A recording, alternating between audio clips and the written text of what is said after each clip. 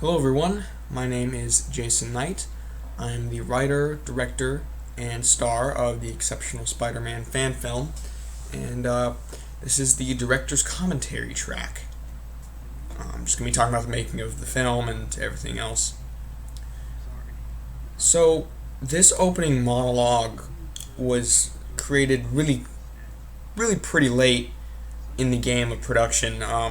It was inspired by, obviously, lots of things in this film were inspired by comic books and movies, but this in particular was actually inspired by a fan film trailer, Spider-Man Alone. You can look that up. Um, and the talks about the equation and everything like that. But yeah, this was filmed. I'd want to say April or May. I can't really remember. Um, of 2023. But that first shot with you, where you hear the gunshot, that was filmed back in I want to say January of 2022, really early 2022. So, and these couple shots were the real first thing that we ever filmed. I consider that this was in January of 2022. I personally consider the because I don't really remember the exact date of when we filmed this in January of 2022. I remember when we filmed in March. So I consider the real start of production to be on March 25th, 2022. Um, yeah.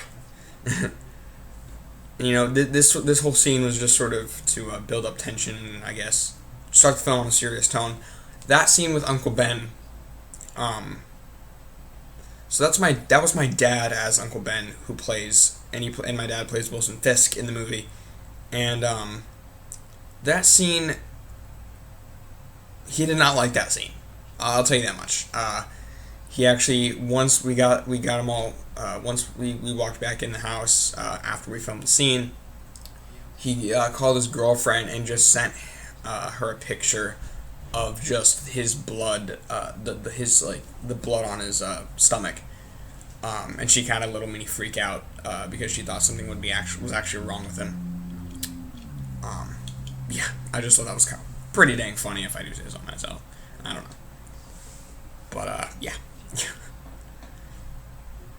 I mean, this scene was just sort of to just explain. This whole monologue scene was sort of to explain where Peter's mindset is, and again, just sort of started out on a more serious tone. Here's the title card coming up right here. So this was inspired by the Amazing Spider-Man title card, and the title, The Exceptional Spider-Man, was coined, sort of thought of the idea from June, who is the Mary Jane Watson actress in the film, and they had planned on telling me about it way later or way earlier in production because I had wanted to use an adjective, but I wasn't able to. So this was the real first scene that we filmed. Um, yeah, and that was my friend Matt running, and then the rest of the scenes with the chameleon, you can see that's just my friend Arlo, who played Gwen Stacy in the deleted scenes of the film. Yeah, and that's a little bit unfortunate framing, but it's my fault because we didn't really have time to. Lots of the times we filmed this scenes like this, we were very much rushing. We were on a time crunch. We weren't really rushing, but we had a time crunch, and you know that's sort of my. June has confirmed this, by the way. That's sort of my thing where it's like we can have 5 minutes. We have 5 minutes left to film, and we have 3 more pages to do. And I'll be like, "Come on, guys, come on, we can do it, we can do it." And then 20 minutes will go by. We'll have 2.5 pages to do. I'm like, "Come on, guys, we can go." Um, and that's my sort of difficulty thing is that I have literally no concept of time at all, and multiple actors and actresses have confirmed that. Um, but yeah, this scene was filmed at my high school with one of my friends, Mick, who plays Flash Thompson. And this scene was just sort of to not only get more characters in it like Flash, um, but to also sort of set up Peter and MJ's relationship. Because in the first draft, which was a lot shorter, um, there was a lot less explanation for Peter and Mary Jane. And as I kept writing and writing and writing, I sort of kept extending things.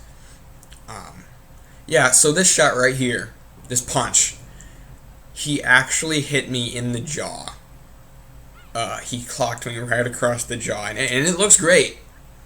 But in the bloopers, because June was filming that, before June cuts, you can hear him go, "Oh shit, I hit his," and then it stopped. Yeah.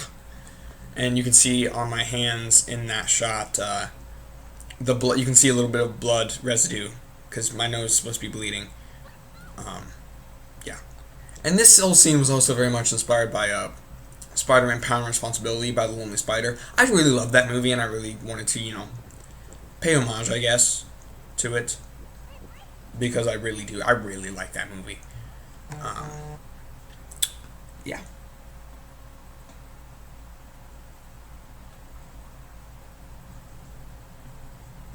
This scene was not the first scene I had filmed with June. I believe it was the second one. No. Yes, it was the second one. We had filmed it together. And, I do think that because it's the whole cliche thing, it's like, oh, you guys are dating. But honest to God, I do think that it is because we were dating at the time. We were dating that during the filming of this movie that we do have some chemistry, I guess. I mean, the whole thing was with Andrew and Emma that because they were dating at the time, that only increased their chemistry, especially during The Amazing Spider-Man 2. And I feel like that just sort of gives it a more realistic feeling, and especially with some of the scenes later on in the movie, some of the dialogue feels ripped out of my life pretty much. Yeah. And you get this line coming up.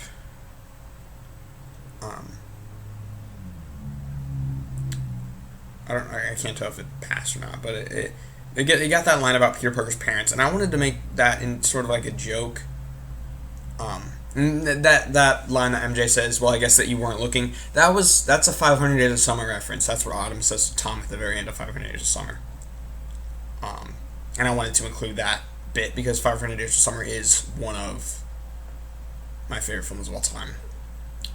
And I do feel like the relationship in that movie with Tom and Summer is very similar to Peter and MJ.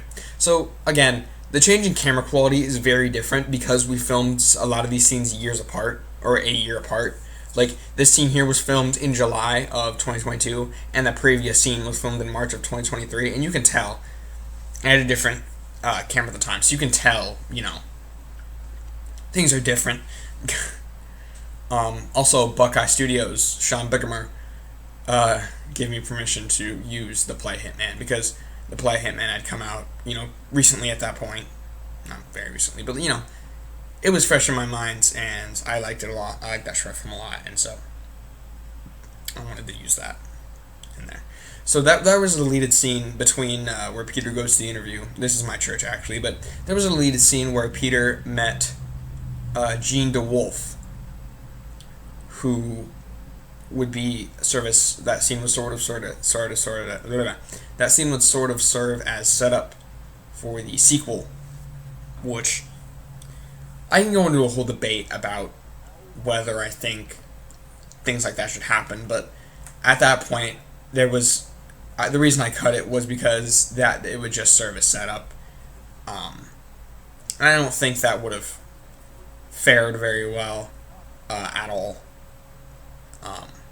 because of the fact that it was just setup, and the fact that I couldn't really pay that off I couldn't pay that off if I didn't do a sequel, which I don't know.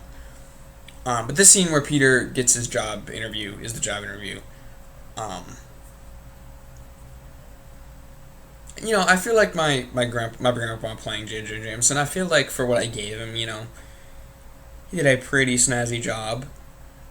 He was actually, we filmed the scene way later, after the fact, earlier in 2023, and I feel like when I texted him to ask him about that, he was sort of like confused and shocked that I had asked him to come back because he said, "Oh, but what about my less than stellar job the first time?" And I was like, "Grandpa, I don't care. I don't care how well you do it. I just need you to do it." And that's sort of I guess one of my mantras. It's like it doesn't matter. I guess it was taken from Dan Pohl, but it doesn't matter how things would get done. It's just a matter of doing it. But while I was on the way to shoot this scene, in fact, all the J.J. Jameson scenes, I had ridden my bike to my church because I left school and I rode my bike to school, obviously, and so I could ride my bike from school to church. And it was one of the last days of school, and I was riding my bike, and I was at the front of the school, about to go start my journey to church, and I actually was looking out the street, and I rode my bike into a street sign, and I fell. And when when Peter Parker says, "No, but I do have a bike," there's a blooper of me holding up my elbow, and going, "Authentic battle damage, yay!" So I thought that was pretty funny. This is my Aunt May as Green Goblin, or what am I saying? This is my grandma as Aunt May. That was so stupid, but I'm mumbling over my words because this is what it is when I'm talking to myself. But this is my grandma as Aunt May, and this scene was also very inspired by the Ultimate Comics. This is a scene that's ripped straight from the Ultimate Comics, really. And I feel like a lot of the scenes with my Aunt May a lot of the scenes with my grandma to film her with Aunt May that were like this were pretty interesting to film because I do really picture her being just like Sally Field in the Amazing Spider-Man movie, especially when she's like, I can't sleep. She's like, "I can't sleep. Don't you understand? I can't sleep." Yeah. This like Spider Crook robs the bank thing was just sort of to integrate Chameleon into the story again, and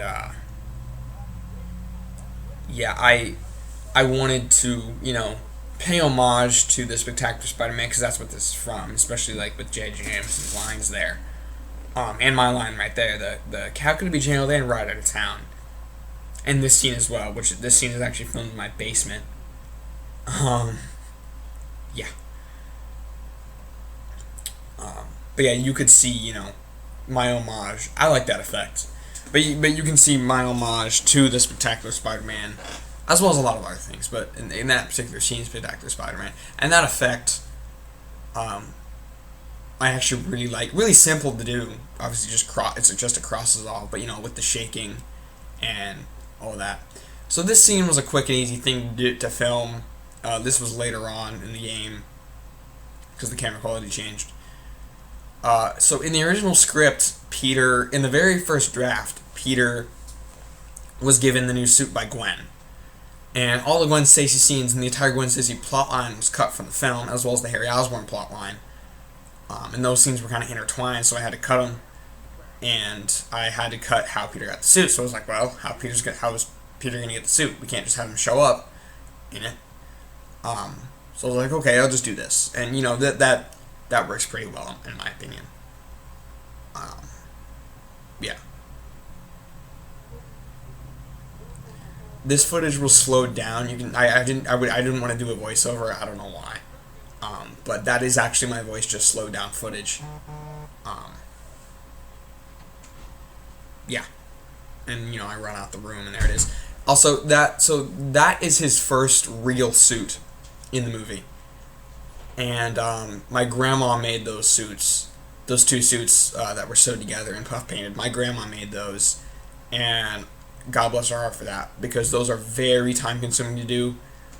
Those shirts are just very time consuming to do, sew up, and I really do appreciate that. And I kind of regret, looking back, I do regret breaking that suit, because that was at the time of doing it. I was at the time of making the suit, I was sort of torn with what design to do. I was sort of like, should I do a Spectacular Spider-Man? Because I wasn't sure about how much. I wasn't comfortable using that much black puff. I wasn't comfortable with using that much black puff paint at the time. And I remember my very, very original suit that I used in the first draft of this movie, which was a very trimmed. It was just Spider-Man versus Chameleon. There was anything else. There was no MJ. There was no Goblin. It was just Spider-Man versus Chameleon. It was the red and black suit with sort of the Spectacular Spider-Man web pattern. It was in Sharpie, and I sort of did that. And that suit is, I sort of changed my mind and sort of made it I view it as a Todd McFarlane Spider-Man suit. And I feel like you can tell that, especially with the spider emblem. If you look at the spider emblems, they are very close. And I view it as a McFarlane suit. But yeah. Also, there was a scene where, before Peter gets home, there was a scene I cut between Aunt May and Peter, where Peter notices, where he sees Aunt May going through, like, bills, and he's like, what are you doing? And she's like, oh, or Peter's like, oh, what's that? And Aunt May's like, oh, nothing. And the reason I cut it was because in the original script, in the original scene, Peter, or Aunt May says, why were you late? And in the original script, Peter's like, oh, I was hanging out with Gwen. But because the Gwen scenes were cut, obviously, I had to change it, and I had to do it like a quick voiceover. And it just didn't turn out good, so I was like, cut. This fight scene was pretty interesting to film. It was me, my sister, and Arlo. And it was pretty funny, too, you know. I don't know why. Yeah, looking back, I definitely learned, first of all, composition, but I learned a lot more looking back at this original, first 20-25 minutes of footage. I definitely learned a lot more, and you can see that Rip, and he even says a line from Spectacular Spider-Man. You know how much these spider suits cost? Yeah. Okay, this scene was pretty interesting. First of all, that's one of my relatives, Eli, and he is not an actor at all. Cool guy, not an actor. Yeah. That's all I'll say about that. But I wanted to have this scene in there. I'll come clean. It was because I was watching a lot of the Symbiote Saga Self-Reflection. I was watching a lot of Mental Motion Pictures, old stuff. Because Self-Reflection had just come out, and I was like, wow, that's really cool. I want to put that in this. And another appeal was the fact that it was just a really long dialogue scene, and I hadn't had any of those in the movie. That was another one of the appeals, and I was just like, dang, that's really fucking cool. Yeah. Also, when he stabbed the knife, so we had to do the multiple takes of this and multiple versions, because when he stabbed the knife, he did it without us knowing, and he actually stabbed it into the table the first time. And that's why the second time he did it, in the take we used, there's a piece of wood, because the first time he just stabbed it in the table without us knowing, and like me and my sister kind of jumped back, I realized, like, that was some Heath Ledger shit. Like, that was off script, and he just did it. Something else was, you can definitely see him, because I said he's not an actor. You can see him right now literally looking at the script that's on the floor. trying to read it and trying to, get his lines correct. Something else which I really thank him for is the idea for the bomb. Now, I had brought just the kitchen timer, and I was just going to have him tape that to my chest. But he was like, no. So this guy took two or three road flares, put them together with duct tape, taped that to the timer, put in some wires, and strapped that to my chest with like one of those GoPro straps. Yeah. There's the Uncle Ben scene again. But yeah, this this scene, I just like it. I like the setting because it's in his garage and it's you can see him see Cletus having this sort of setup and all that. I just sort of vibe with it. I don't really know. I just think it's cool. And again, a lot of the appeal to me is the fact that it's one giant dialogue scene. And again, I feel like that's really freaking cool. But I like my acting here too. This is probably one of my favorite scenes with like my acting and like how angry I got in that previous bit. Yeah.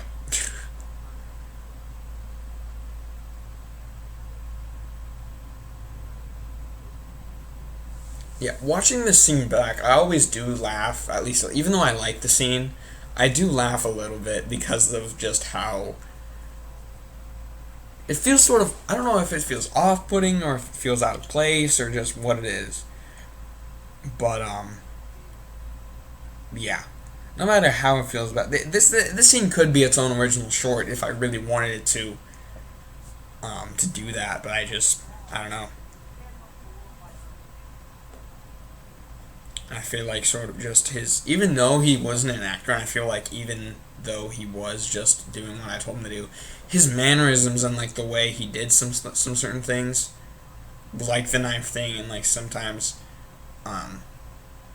certain things was cool. But again, he's not an actor, so there was actually a part, I will say, there was a part, I believe, where he had his hands up. He was waving his hands around, and he was just blatantly looking at the script that was on the floor, and I was like, that's so bad, I have to cut it. Like, no, like, just that, I hate that. Like, that's, And this bit right here where I jump out of the chair with, like, I break open the ropes. Pretty cool. Pretty silly. But still pretty cool, nonetheless.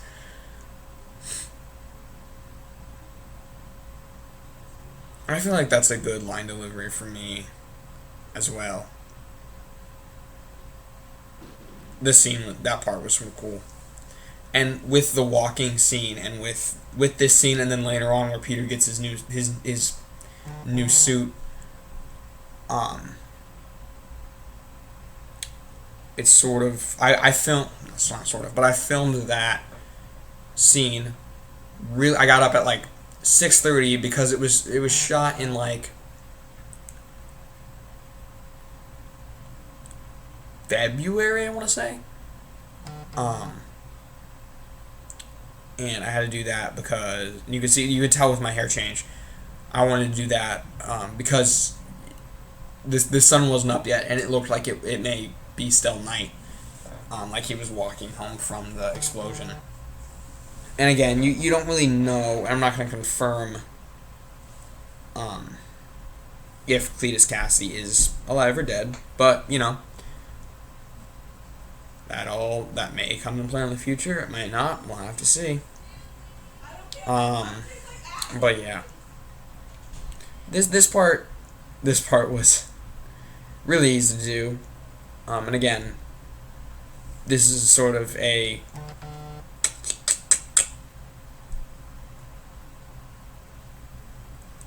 this is just my thing for just lazy writing, I guess. That's the reason. I don't really know what else. So that was, I believe, one of the first scenes. This scene here, one of the first scenes that we filmed after I sort of picked this movie back up again, because it this was that I believe that this whole thing was filmed in December, like middle of December, just like December 15th, around there. I don't know, but yeah, I sort of took a break with making this movie because there's sort of like 3 blocks of production. You got the first block, which was 2022, was like really early, was like January 2022 to like September, or to like August, and that's when I sort of like stopped because school started back up, and then the second block was December to, I want to say, December to February, where you get back into the groove, and you sort of just start doing a bunch of stuff, and then March to June 30th, which is when we wrapped production, was sort of like, all right, the timestamp's getting closer, let's get this done. Also, this scene here, this is my good friend Alice, and my friend Chris is filming. We filmed this when I was at school for AV video production, my AV filmmaking class. I had always wanted these 2 guys to help me, and they're pretty cool. And I always thought of the idea of a scene like this with, Spider-Man stopping someone from taking their own life, and it was inspired by another project, but it was also inspired by All-Star Superman, where Superman stops Reagan from jumping off the building. And that scene sort of stuck with me as well, and I just thought, I might as well give this a try. Yeah, and this was actually the last day of school. Not the last day of school. Yeah, the last day of class when we filmed this. So it was really now or never.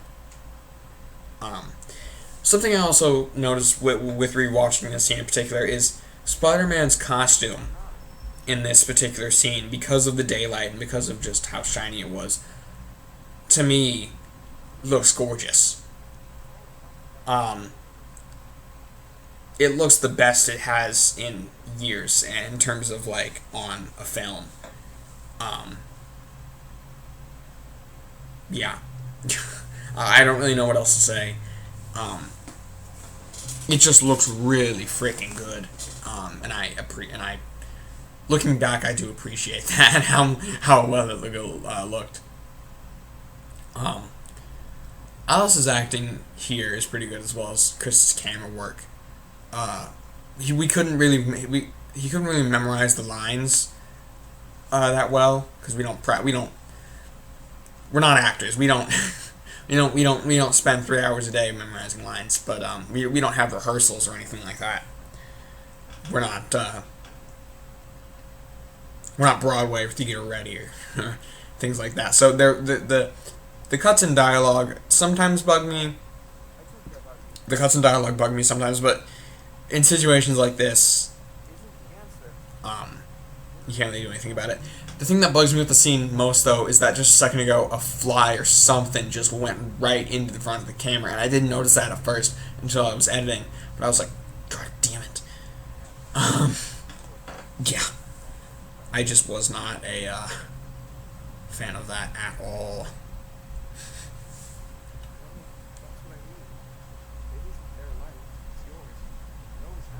But yeah, this is supposed to be a sort of opening up scene, and an emotional, like it sort of adds drama to the whole thing.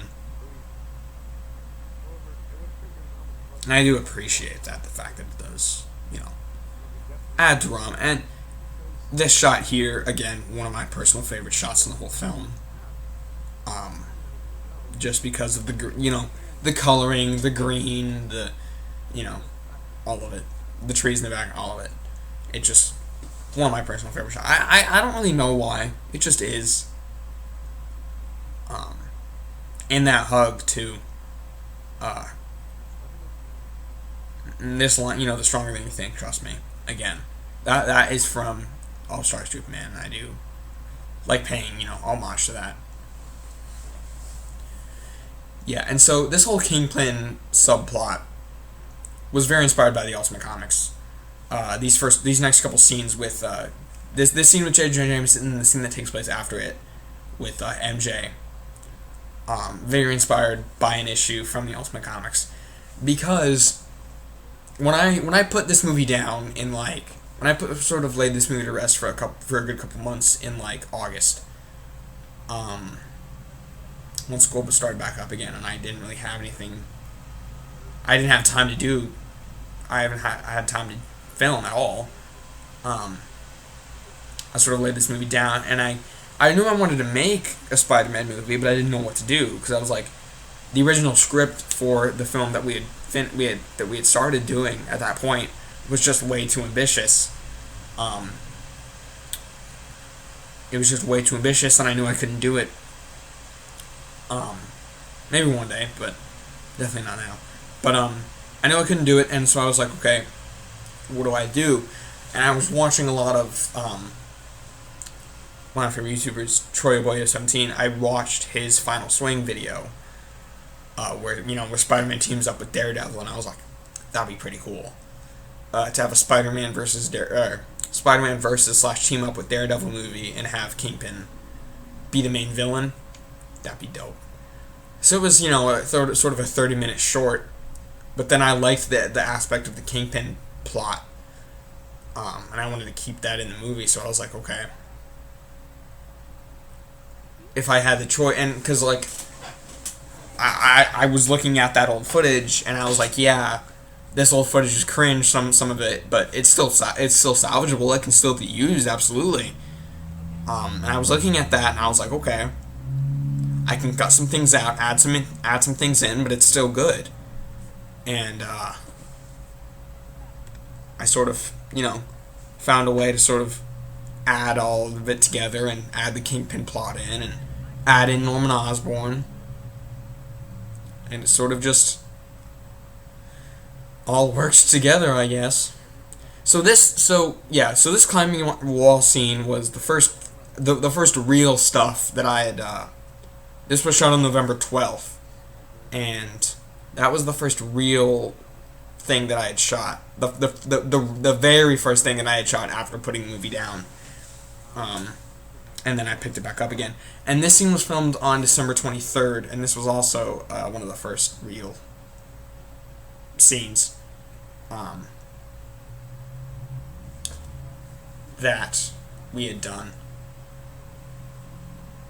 And my dad playing Kingpin, and I wanted to. I had thought about the white suit, but I was like, button up's easier, or a white button up, but the black looked better, and I do like the fact that it sort of reminds me, and Cam has the possibility to remind the viewer of his appearance in Into the Spider-Verse, where he's wearing all black instead of all white, and I think that's pretty cool if I do say so myself. Yeah. And again, this whole Kingpin scene was just ripped from the Ultimate Comics. And you can see I even credit Mark Bagley and Brian Michael Bendis in the credits for this movie being inspired by them. Because of how much I took from the Ultimate Comics. And I remember rehearsing this little mini fight with my dad, because I never intended it to be a full fight. I always intended it for be just a quick scuffle. And it was just something that I had sort of just pictured. Again, just a quick little scuffle. Really nothing more than that. And this whole thing with Peter taking the security cameras and stopping the Kingpin, taking the security cameras, and then what happens after the fact. That is exactly how it goes down in issues like 12 and 13 of the Ultimate Spider-Man comics. He takes down Kingpin, and then what happens in issue 13 happens, which we'll get to when we get to. That shot right here It's one of my favorite shots ever. Yeah, that one I really like. This scene here was thought of way later, and I'll tell you the reason. So this is very much inspired by the 2002 Spider-Man movie, and it sort of transforms from sort of an Ultimate Spider-Man. I sort of view this movie as a couple things. It's like it's my own thing with like Peter stopping his uncle's killer, and all that with the chameleon, and then it sort of morphs into an homage to the Ultimate Comics, when it's all culminating at the end to sort of a homage to the 2002 Spider-Man movie.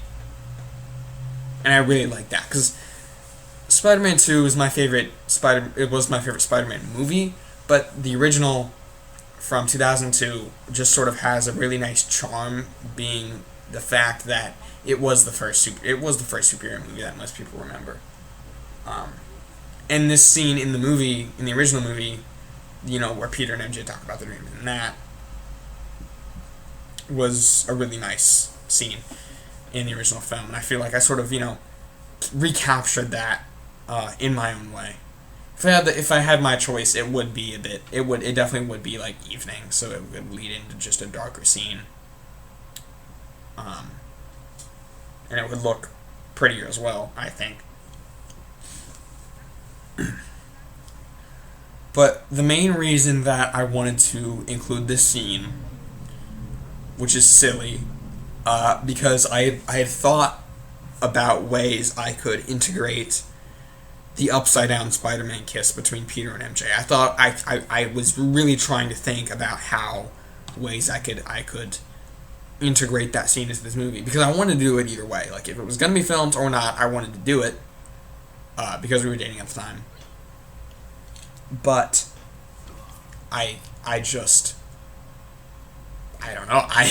I wanted to include that scene in the movie because it's such an icon, because of the original legacy that the first movie has.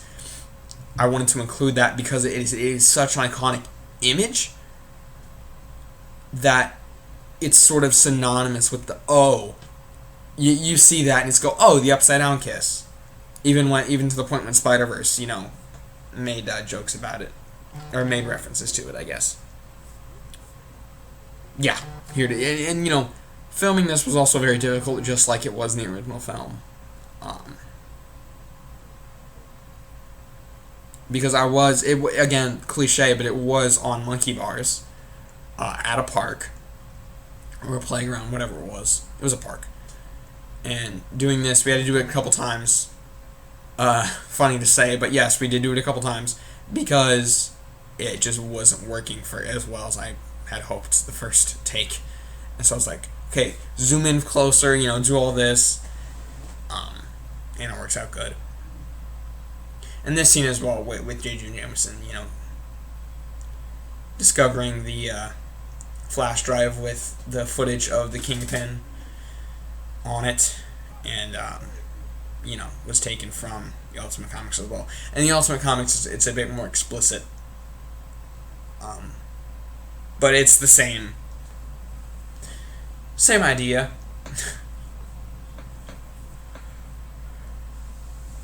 Also, I do want to comment on my attire in these next couple scenes. It is the exact clothes Peter was wearing in issue 13 of The Ultimate Spider-Man, where Peter tells MJ that he is Spider-Man, which is sort of just this scene here is a recreation of that spectacular issue, by the way. But it is a recreation of that issue, and the reason I love this scene so much, the reason I love the original comic, the comic issue so much, is because it takes a break. It's not, a ton of action. It's not however much stuff. It is literally just two people sitting on a bed and talking. And that, just this scene and just this whole concept is just great to me. And I love it. And it's also just hilarious because you can picture, first of all, in real life, we are dating, but the actors are dating. But also, and that just makes it funnier, but also, the characters. You can tell, because of the chemistry and because of all this, there was so much love flowing between these two characters. That the fact when you finally get the payoff, um, it just works really well. Like, insanely well. Um, and I don't know, I feel like that just. This whole scene is just, like I said, in homage to the comic books, and yeah.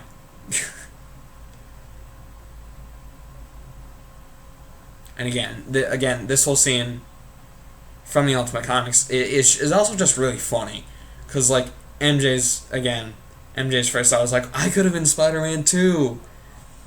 And again, it's sort of like a twist of fate almost. It's like, oh wow, this guy is Spider-Man, and it sort of touches on that in this scene as well, because MJ's like, well, you have a great life, you're Spider-Man, and Peter's like, no, the fuck I don't.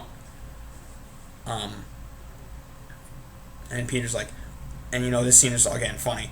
Take me swinging around? Hell no, no. Yeah.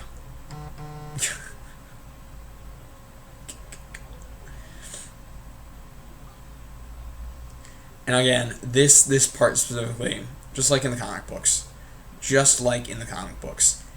and I feel like this part where Peter's like, no, no one knows, no one ever knows. I feel like that sort of encapsulates, or not encapsulates, but like emphasizes Peter's fearfulness.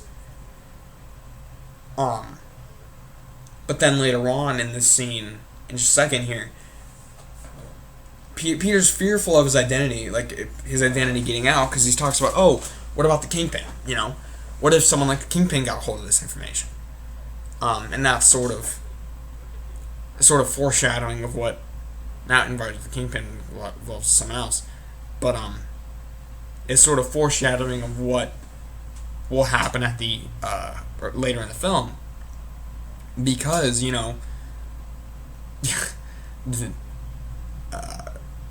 so someone finds out his identity and things go completely wrong, and Peter knew it would happen, but Peter took the risk and was like, no, I want you to know because of these reasons, and because I feel like you were important to me. Like, he's talking to MJ, he's like, you are important to me, and in Peter's mind, he's like, I want to keep you safe, I want to keep you in the loop.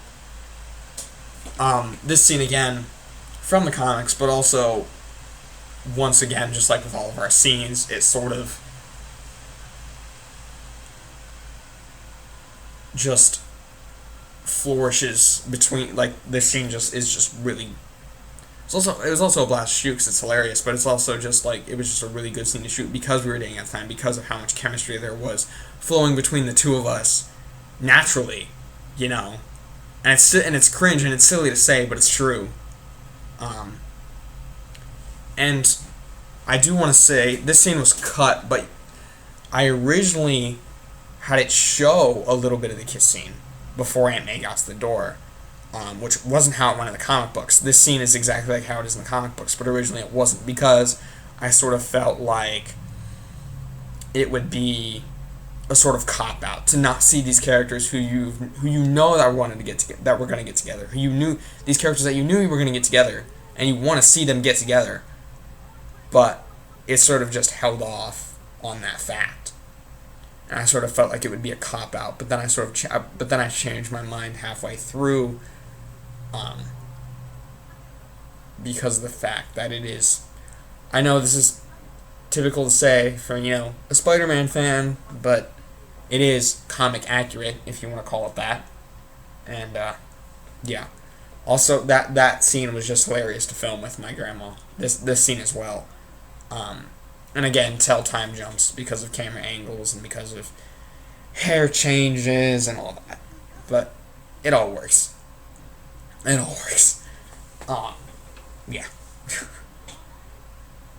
And again, this seems again these next this sort of strand of scenes were ripped from the Ultimate Comics, and I feel like the writers of those comics did an incredible job of updating Peter from the 1960s to the 20th century. That there was no reason to. I wouldn't want to say there was no reason to reinvent, but it was a clear springboard. It was a clear idea, and it was like, oh, I love this.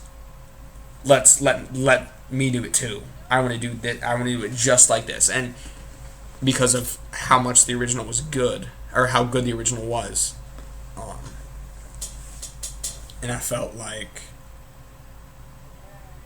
I wanted to sort of live up and carry on that old legacy and sort of bring to life aspects of these comic books that, first of all, mean the world to me.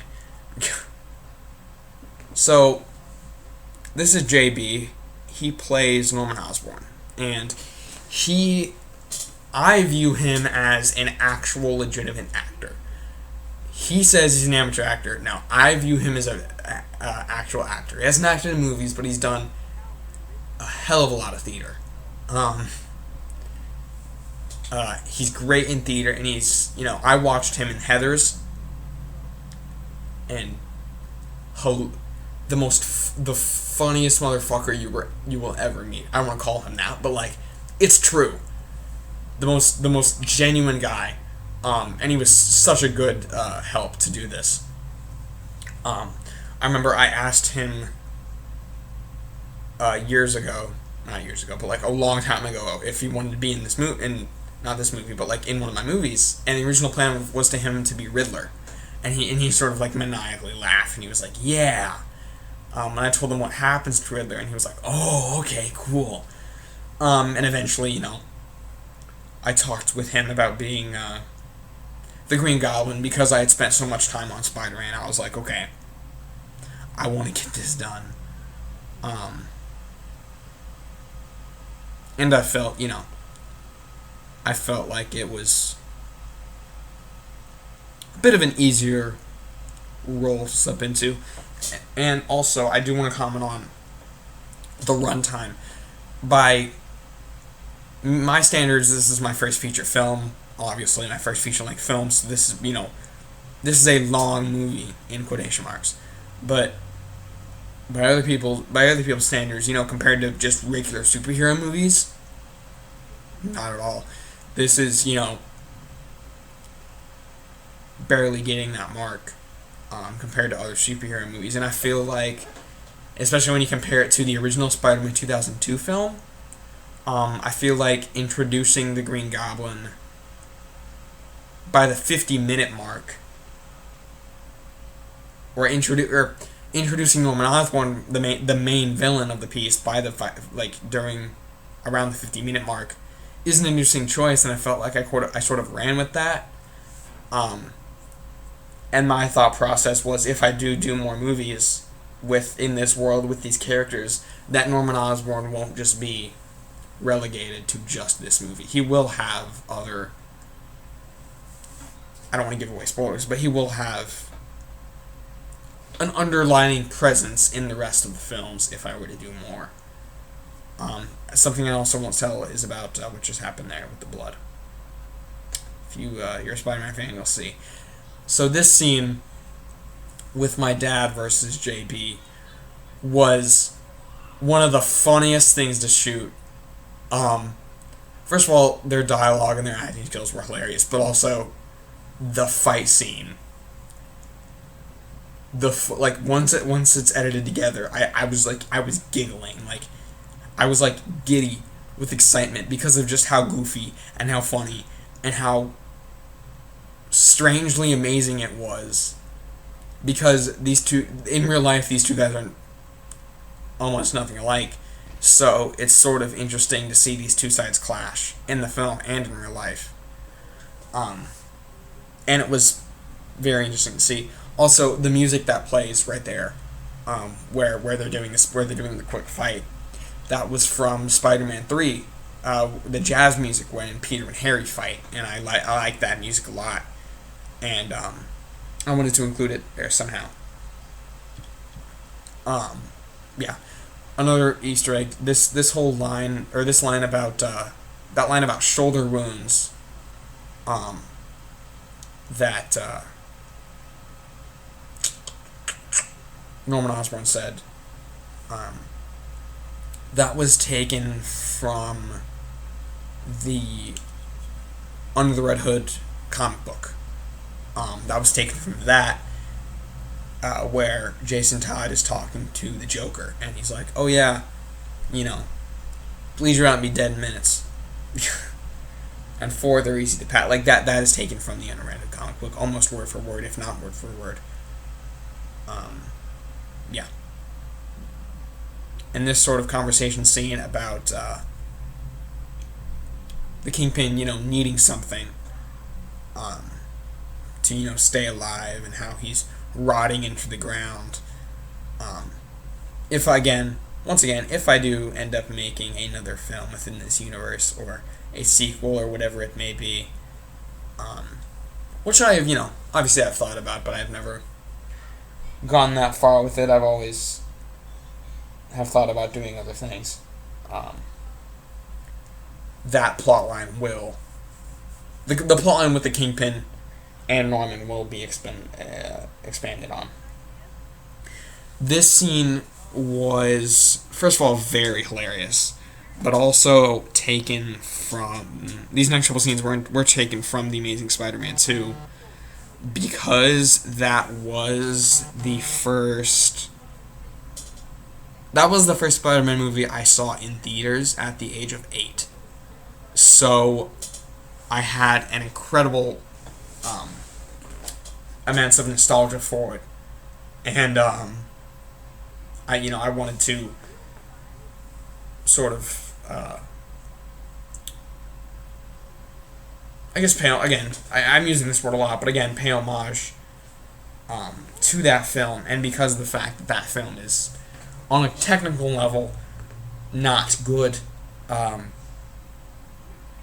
I believe someone said it's a bad movie interspliced with really, really good moments here and there, and all that mixed together just sort of gives this 2 out of 10 film experience, really. But yeah, this scene was also very funny to shoot. Again, taken from Spider-Man 2, because I want this, and this was also, I wanted to include certain things because I wasn't sure if I was going to make another one, because this scene was actually one that I had decided to put in the sequel, and then change my mind and put it in this one because of the fact that I wasn't sure if I would end up making another one, and I wanted to include specific moments and funny moments in the film to sort of give the audience some chuckles, but also to add levity. I guess you can call it that. Add levity to the film and make it so that it'll be enjoyable to audiences, and to make sure they get some laughs, because that's one thing that I sort of struggle with sometimes, is balancing tones and plot lines. I want to make it I remember telling someone this movie is sort of a mix of everything. It's got comedy, drama, romance, action, a little bit of scariness. Yeah. So this scene here, this was, I believe, the second to last scene we shot of principal photography. This was on the last day of principal photography, June 30th, and this was one of the scenes that I was sort of putting off. I don't know why. I just wasn't able to get some of these scenes done.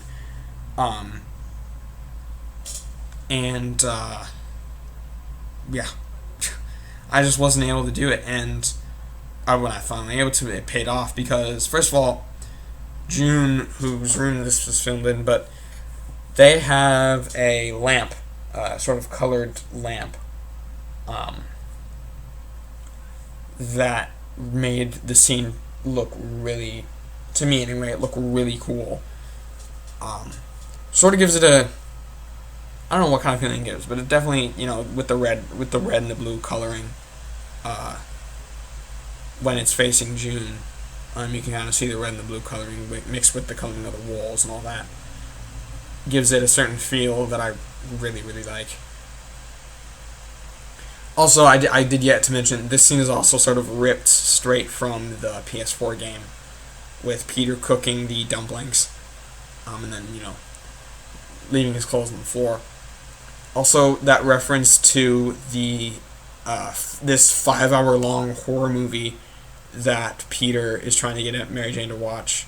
That was a reference to how I've always wanted June to watch the It supercut with me, because at the time of writing that very initial script, there was an edit that I had seen that had that was of the first two It movies from 2017 and 2019 that sort of reconstructed them into this 5-hour movie, and set them in order and made it very much like the book. And again, this scene with the Aunt May's therapy was also very much inspired by the Ultimate Comics. I wanted to include more things from that comic book, but that was cut for time. This scene was funny with me crawling on the roof. I believe I had talked to my dad about that, and I talked to my grandparents about doing it at their house and all that, because that is not at their house. That is at my garage, on my garage at my house, because I believe the story with that is I get home really late. I get grounded for being home late and skipping curfew and all that, and getting home after curfew and all that. I get grounded for that all the time, and so I believe that was one of those days where I was grounded, and my dad had left to go take a sibling somewhere or go to work or something, and I was like, what better time than now to get this little scene done? So I went outside, got the stepladder from the porch, took it outside, put it right by the garage, took up my little tripod and set it all up, and filmed that scene real quick, and just sort of sat there for 30 minutes and filmed that scene. And this sort of, I guess it could be considered an emotional scene. Emotional scenes, filming with your family members. Filming emotional scenes with your family members is always an interesting time because of the simple fact that they are your family members and they care about you and all that. And filming scenes like this, I don't know, it sort of gives you a new mindset. And it sort of, reinforced the thought I talked about earlier, where she's like, wow, she really is just like Sally Field, Aunt May. But also, I did want to say that book that Aunt May held, that is actually a book that, first of all, it's the first being Wallflower, my favorite movie of all time, or my favorite book of all time, I would say, at the moment. And it's been that way for a little bit. But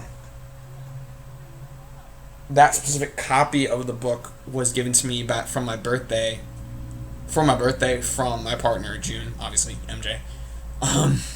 Yeah.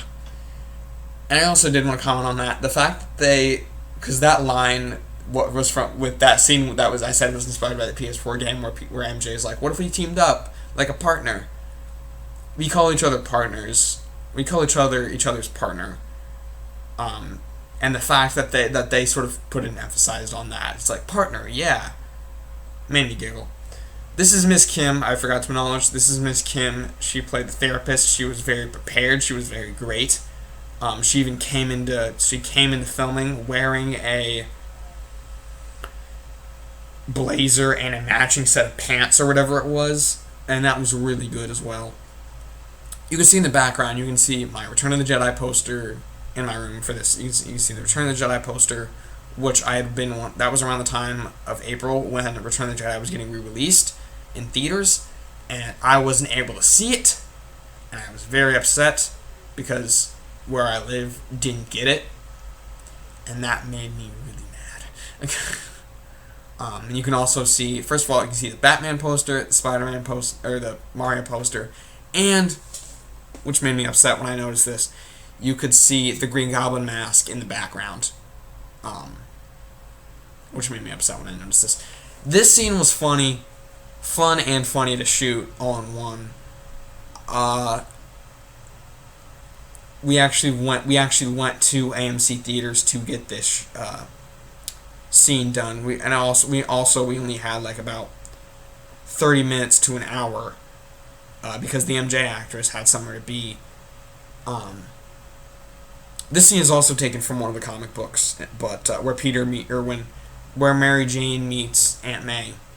This is also taken from the comic book, where instead of it being Aunt May and Mary Jane, is actually Aunt May and Felicia, and it was taken from the comic book Symbiote Spider-Man, where Aunt May meets Felicia, and they have that very similar interaction, where MJ is like, "Oh, I'm his lover, I mean his girlfriend," and Aunt May is like, "Oh, I'm old, not dead. You can say that." This is the introduction scene to the Green Goblin. This was filmed in an alley. I really wanted it to. I included this because of the fact that Green Goblin sort of came and went in the movie, and I wanted to have more Green Goblin scenes.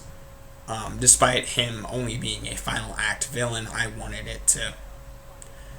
him to still have a presence that people would remember. Again, only being a final act villain, which I do regret. I wish I had kept him in maybe at the I had introduced Norman at like the 30-minute mark, and then introduced the Goblin at like the 45-minute mark, or maybe the 50-minute mark. I don't know. Somewhere earlier in the movie, so that the Green Goblin felt a lot more spread out. This scene was also good because of the fact, again, this sort of the movie sort of changes shape into a sort of homage or parody of the Spider-Man 2002 film.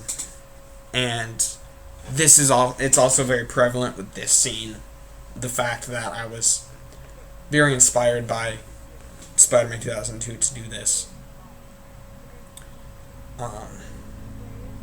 Yeah. With the whole, Norman giving him his whole monologue and speech about how bad the world is and how he should quit while he's ahead and all that, or how he should join him, and all that. And I felt like JB also gave a really good performance for that scene, and I feel like you could see it because JB loves doing this stuff. For me, at least. He would ask me questions, and he said he would go back and watch a lot of Norman Osborn stuff, and when he wasn't getting it, I would show him stuff, and he'd be like, "Oh, okay, so like this," and I'd be like, "Yeah, it's good." Yeah, and sort of this sort of dialogue scene right here. Very creepy, but also very just like, I don't know, the way it's shot is just really good in my opinion. And I feel like JB's performance kind of shines through this scene, as well as shines through the mask, because, barely hear him.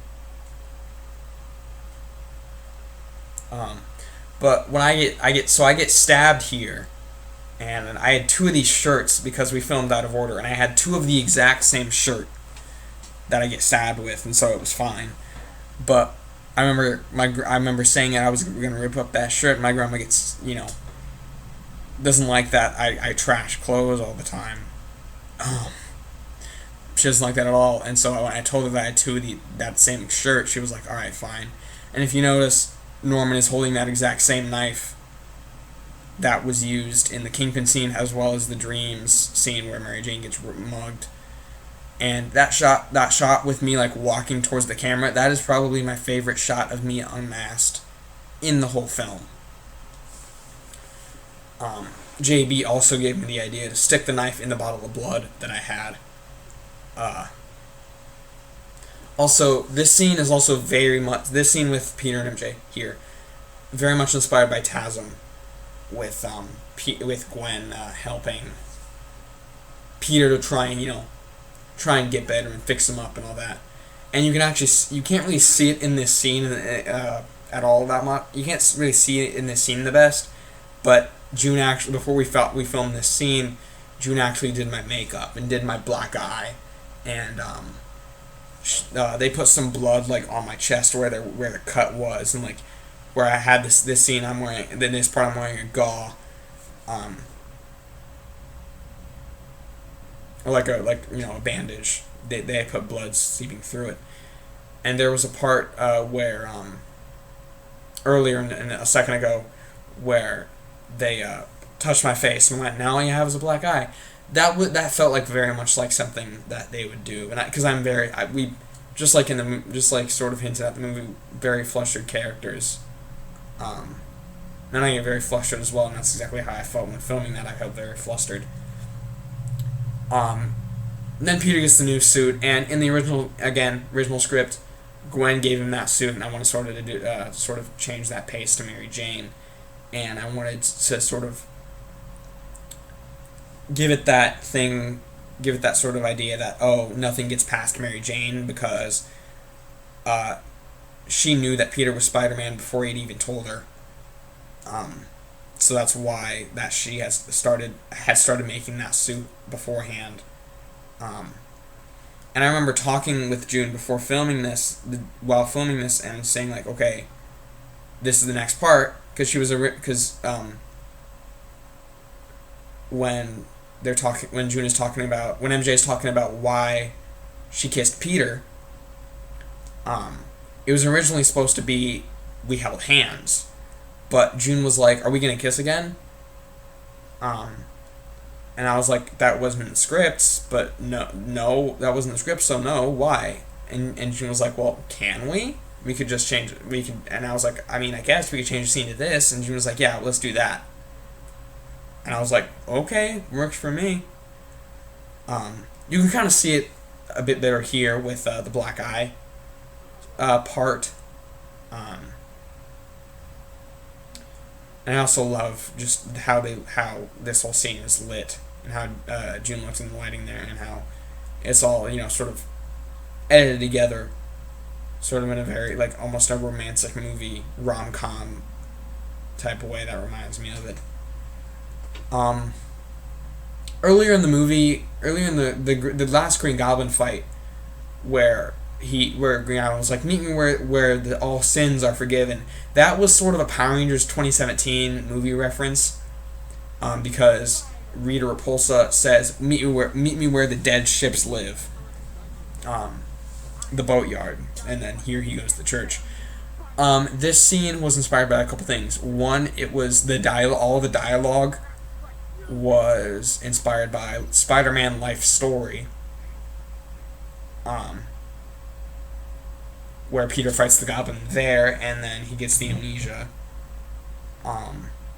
which was going to be an expanded plot, which I thought about making an expanded plot line for.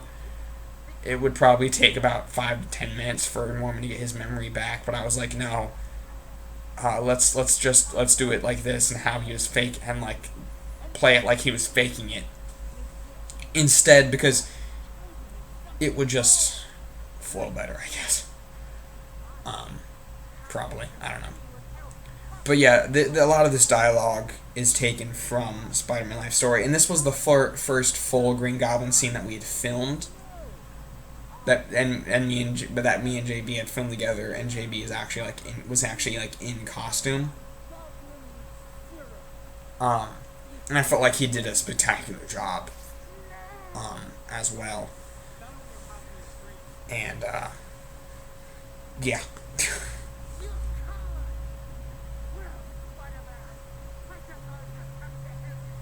And I feel like this, sort of cutting away for the explosions bit very cliche for me. My friends comment on it a lot and how I should learn VFX, which I will do.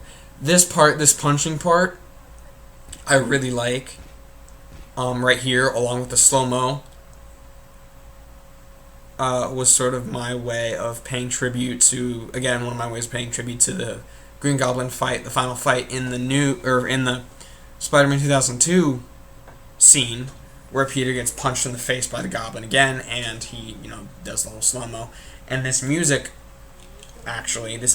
here is from the final fight of the first movie.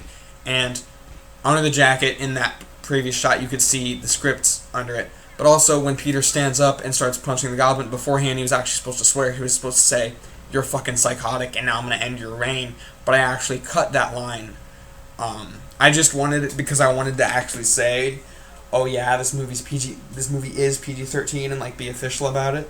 Because in PG-13 movies, you can only have one F-bomb, and that would be my one F-bomb. But I decided to change my mind. I just didn't. I got multiple comments on it, and I didn't like the fact that people were commenting on it. Yeah. This scene, first of all, this scene was filmed right after church. We just went upstairs and did this scene real quick. But also, it was it was sort of, again, an homage to the 2002 movie. But I remember talking with JB about filming this scene. And again, JB is a big theater guy. And I remember filming a couple takes of this scene and saying, okay, we're going to stop for a second. So I know you do theater, and I know you're sort of trying to speak out to the audience. And I don't want to be an asshole. But this isn't theater, this is movie. So the camera picks up your audio. The camera picks up your audio great. So if you could just tone it down and sort of put on a movie actor mind instead of a theater actor mind, that would be good. And he actually really liked how I put that, and he appreciated the fact that I let him know. Because I was afraid of being a dick. This scene I got some great stories about. So, first of all, this isn't JB. This is JB doing the voiceover. Filming it is in the Goblin costume is one of my friends. This was filmed on top of a parking garage. Not the best weather. It started to rain near the end of filming. And as it's raining, as all the things is going off, we get a tornado warning, and we hear sirens going off. And because it was set to storm, but it wasn't set to storm until later. Because this was actually supposed to be the day where I thought we could get a lot more done and/or wrap production. Whether and that ended up being, which was June 27th, or June 28th, and that got it, and the storm pushed us back a couple days, but we still got it done, wrapped in June, thankfully. But yeah, filming this in the middle of a storm was, right before a storm, was interesting. Because everyone was just oh, we shouldn't be on high ground. Because June was we shouldn't be on high ground at all. And I remember the sirens went off. And, the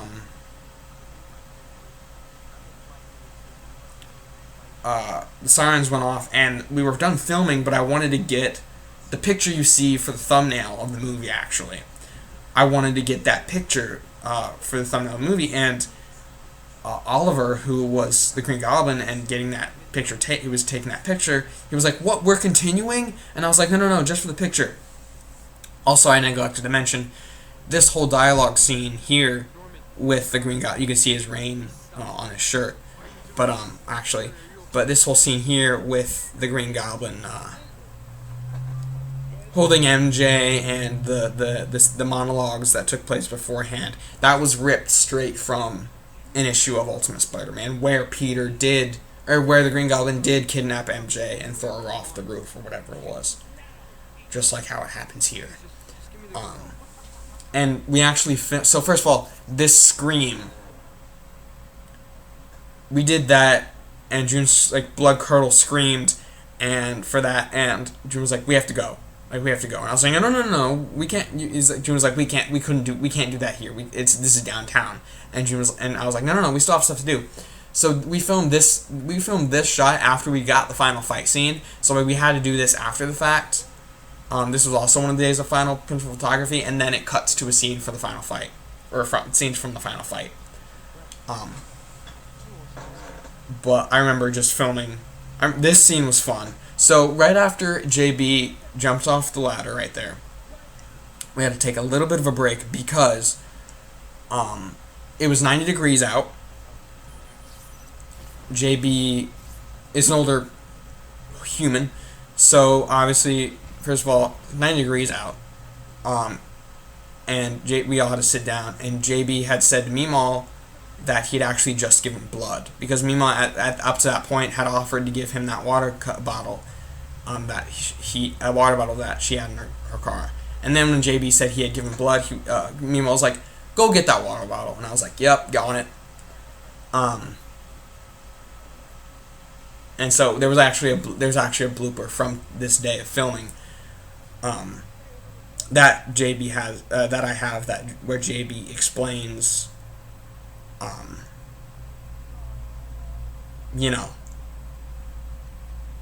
why he's like, why he had to stop filming. It's like, oh yeah, JB almost passes out from jumping off of a ladder, but we got back to filming and we finished. And yeah, speaking of it being however hot it was, when I got home, I was also very hot, and my brain was like, oh, I'm hot, I'm dehydrated, I need to do this, and so I chugged my bottle of water, just a regular bottle of water. I chugged that son of a bitch, and I go out into the hallway, and I could feel it coming, so I start to go to the restroom. I start to head towards my restroom, and in my house, and just, went right back up. And then, and then after that point, I took little sips of water, and I was alright. But, yeah, so I do want to say the Goblin death scene coming up did feel a little bit rushed, at least to me, but I didn't know how to wrap it up. And, like, with the Mary Jane being a damsel in distress, same thing there. Like, I didn't want to do that at all. Like, that was a big thing of mine, is that I didn't want to include Mary Jane as a damsel in distress, and I felt really bad because I was sort of playing into the cliche, but also just the fact that I was making my partner a damsel in distress, which made me feel bad. But it was like I had to just keep trimming and trimming and trimming stuff down because of how much room or how much initial stuff I had written. I just wasn't able to do it, so I just kept trimming and trimming and trimming until I got to a spot that it was decent enough that I could still make it a feature and have it be, this, and have it be, make sense coherently with the plot. Also, this fight scene where Peter was beating up Goblin, and that was also taken from a lot of the dialogue. Do you know how important she was to me? I think it was. That's what it was. That was from Peter's Web, as well as Hero of New York. I think Hero of New York, a Spider-Man story. I think that sort of those were theirs. Peter's Web, or Hero of New York took that from Peter's Web, and I took it from Peter's Web as well. This scene, again, one of the last things we shot, last day of principal photography. This scene was very much inspired by The Ultimate Spider-Man, again. This was a conversation that Peter and MJ had in that comic, and I wanted to sort of let MJ speak, but also I wanted to sort of end it off on a bit of a somber note. Because I wanted a happy ending, but I was like, no. It sort of needs this. because if I leave it as a somber, it can sort of function as a standalone while also having set up it for a continuation if I choose to do that. Which again, I don't know. But if I choose to, that's what it is. And Slow Motion Hug. And this monologue is taken from a motion comic that I found on YouTube. That was a Spider-Man comic. You can find it. Just look up Spider-Man Thank You for Her, and it'll probably pop up. But this was also sort of a love letter, not only to Mary Jane character from Peter, but also to the actress. Because my partner in crime, but also, or they were my partner in crime, but also the fact that they put in a lot of effort themselves. Because of, they're also incredibly busy during shoot days sometime, or during the run of this shoot. And so we had to, I had to work with their schedule. And that's how it is, I always, you're always, when making a movie like this, when making a no-budget feature where you can't pay people, you're always going to be second priority.